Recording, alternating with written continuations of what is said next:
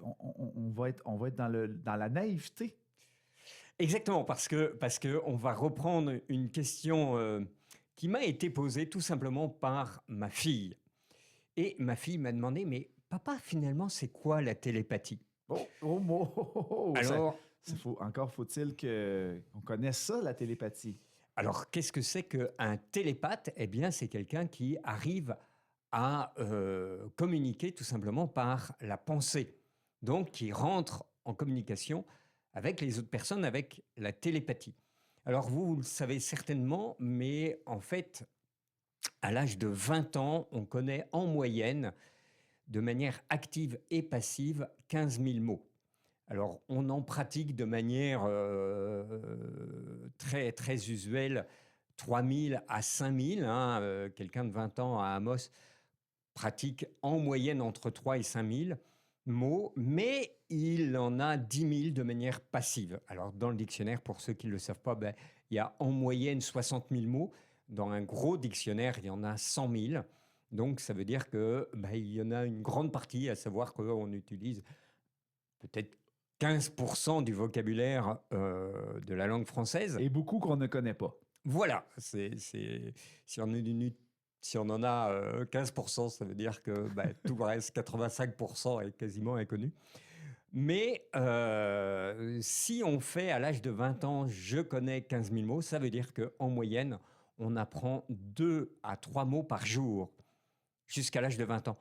On s'aperçoit que non, parce que effectivement, on connaît pas tout ce vocabulaire. Puis demandez à votre enfant quel mot tu as appris aujourd'hui, il ne sera pas capable de vous les citer. Et pour une raison simple, c'est que on va apprendre du vocabulaire de manière très très indirecte par la télépathie et par les accords de perception dans la société dans laquelle on est. C'est-à-dire que on apprend du vocabulaire par osmose. Alors, je vais vous raconter une chose simple. On a fait une expérience, on a mis des singes sur une île. Il y avait des singes, et puis c'est l'exemple du 101e singe, c'est-à-dire que il y a d'abord un singe qui a lavé son fruit. Puis une fois qu'il a lavé son fruit, d'abord les autres singes se sont moqués de lui. Et puis il y en a un autre qui a eu pitié de lui, qui l'a accompagné, qui a lavé son singe. Puis un troisième, puis un troisième. Et une fois... Il a lavé son fruit ou son singe? Il a lavé son fruit, pardon. Voilà. Il a lavé son fruit. Et puis, on s'est aperçu que, oui, ça goûte meilleur. Enfin, les singes se sont aperçus que ça goûtait meilleur quand le fruit était lavé. Et à ce moment-là, quand le 100e singe a lavé son fruit, les singes qui n'étaient pas sur l'île ont lavé leurs fruits. Et donc, il y a on va dire une conscience des singes qui font qu'effectivement, ils ont compris que, oui, il y a quelque chose de positif et on va laver nos fruits. Et même mieux que ça, ceux qui ne lavaient plus les fruits, à ce moment-là, étaient un peu « Hey, toi, tu laves pas tes fruits, c'est quoi cette histoire ?» Et donc, parce qu'il y a des accords de perception. Et c'est comme ça qu'on apprend. Et c'est comme ça qu'il y a une télépathie globale dans laquelle nous vivons sans nous en apercevoir. Alors, je sais que pour beaucoup, ça paraît très, très étonnant, mais oui, il y a des choses et qui vont faire que, par exemple, sur certains sujets, tout le monde va être à peu près d'accord. Il y a un consensus où on se dit « oui, ça fonctionne comme ça ».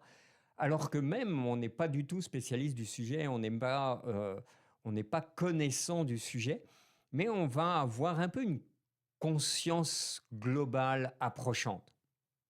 Ça, c'est ce qu'on appelle les accords de perception. Et ces accords de perception, il y en a de très, très nombreux dans de très, très nombreux domaines. Et on s'en sert tous les jours, sans en avoir conscience. Et ça, c'est ce qu'on appelle la télépathie globale, en gros, avec les accords de perception. Et puis, il y a la télépathie personnelle, qui font qu'effectivement, c'est quelque chose qu'une fois qu'on a compris qu'il y avait la possibilité d'échanger des idées de conscience à conscience, c'est un peu comme un muscle. On va s'essayer et puis on va échouer, jusqu'à ce que, tiens, statistiquement, je suis capable de découvrir la carte que tu me montres cachée.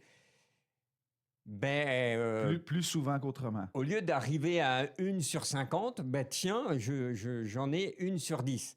Ah, puis j'en ai 1/3. Et puis j'en ai. Si vous arrivez à plus que 1/3, là, ça veut dire que vous êtes un grand télépathe. Un as. Exactement.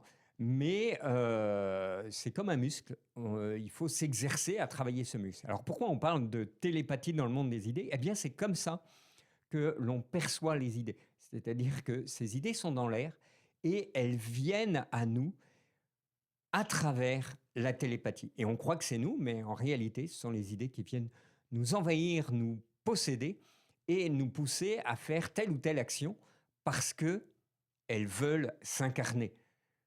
Donc, c'est grâce à ce muscle de la télépathie que les idées prennent chair dans notre corps. Étonnant. C'est très étonnant. C'est très, très étonnant. Donc, deux types de télépathie, la télépathie globale et la télépathie personnalisée. C'est du marketing par la télépathie. Oui. Parce que absolument, on pense qu'on se fait imposer les idées par le marketing, mais non, là, on parle d'un autre type de véhicule. Exactement. Ben, merci beaucoup, Bertrand. Merci, encore Bruno. une fois de nous amener dans cet univers. Merci et puis très bonne semaine à tous, à chacun. Et puis peut-être que ça peut être intéressant pendant cette semaine de regarder quelles sont les idées auxquelles vous croyez sans y avoir vraiment réfléchi, sans avoir fait de recherche. Vous allez voir qu'il y en a beaucoup auxquelles finalement on ne sait pas pourquoi on se dit bah tiens telle chose, bah oui, telle chose, bah non. Mais vous-même, vous n'auriez pas fait de recherche, vous-même, vous n'avez pas... mais globalement, par la conscience globale, on nous a amené à penser que les éléphants ne sont pas roses. Ça nous éveille à tout ça. Merci. Bonne semaine.